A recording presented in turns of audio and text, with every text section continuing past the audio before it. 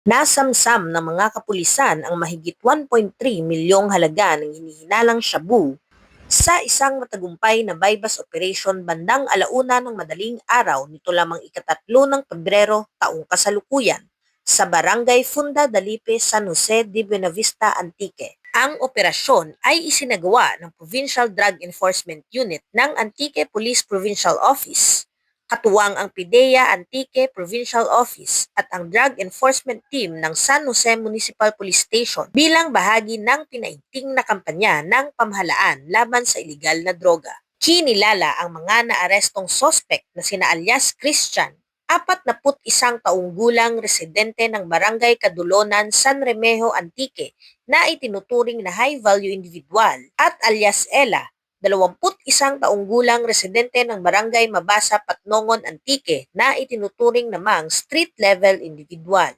Na-recover mula sa mga sospek ang 10 heat-sealed transparent plastic sachet ng hinihinalang shabu kasama ang bypass item na may kabuuang bigat na humigit kumulang 200 gramo at tinatayang halagang 1,360,000 piso. Nasamsam din ang 20,000 piso na bypass money at iba pang non-drug items.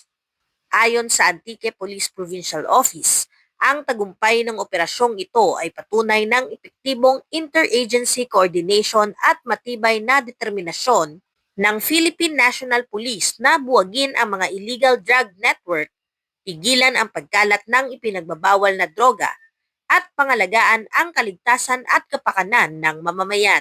Ang mga sospek ay kasalukuyang nasa kustudiya ng San Jose Municipal Police Station para sa kaukulang disposisyon at pagsasampa ng mga kasong paglabag sa Republic Act 9165 o ang Comprehensive Dangerous Drugs Act of 2002. Patuloy namang hinihikayat ang Police Regional Office 6 sa ilalim ng pamumuno ni Police Brigadier General Josefino D. Ligan, Regional Director Pro 6, ang publiko na makipagtulungan sa kapulisan sa pamamagitan ng maagap at responsableng pagbibigay ng impormasyon upang mapanatili ang kapayapaan, kaayusan, at isang drug-free na komunidad sa Western Visayas. Mula dito sa Police Regional Office 6, ako ang inyong Police News Network Correspondent, Patrolwoman Andrea Dominic Di Palobos, alagad ng batas, tagataguyod ng Balitang Pulis.